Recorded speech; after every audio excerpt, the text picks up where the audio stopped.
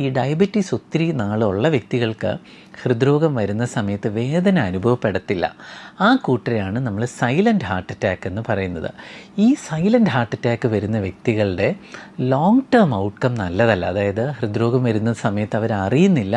അതുകൊണ്ട് തന്നെ ഹൃദ്രോഗത്തിൻ്റെ സങ്കീർണതകൾ കൂടുതലായിട്ടും ഈ വ്യക്തികൾക്ക് വരാൻ സാധ്യതയുണ്ട്. മരണം വരെ സംഭവിക്കാനും ഇടയുണ്ട്. പക്ഷേങ്കിൽ നമ്മൾ അറിഞ്ഞിരിക്കേണ്ടത് ഷുഗർ ഒത്തിരി വർഷമായിട്ടുള്ള വ്യക്തികൾക്കും നെഞ്ച് വേദന അനുഭവപ്പെട്ടില്ലെങ്കിലും നെഞ്ചിനകത്തൊരു ശ്വാസം കിട്ടാത്തൊരവസ്ഥ വരാൻ ഇടയുണ്ട്. അതുകൊണ്ട് ഡയബറ്റീസ് ഉള്ളവർക്ക് നെഞ്ച് വേദന ആയിരിക്കത്തില്ല. മിക്കപ്പോഴും ഹൃദയാഘാതത്തിൻ്റെ രോഗലക്ഷണം വെറും ഒരു ശ്വാസം തിങ്ങുക, ഒരു ശ്വാസം കിട്ടാത്തൊരവസ്ഥ വരിക, അല്പം വിയർക്കുക. നമ്മൾ സാധാരണമായി വന്നിട്ട് നെഞ്ചിനകത്ത് അനുഭവപ്പെട്ടിട്ടില്ലാത്ത ഒരു ബുദ്ധിമുട്ട് വരുന്നു എന്നുണ്ടെങ്കിൽ അത് ഹൃദ്രോഗത്തിൻ്റെ ആണോ എന്ന് നമ്മൾ സംശയിക്കണം. അതിൻ്റെ പരിശോധനകൾ ചെയ്യേണ്ടതുമാണ്.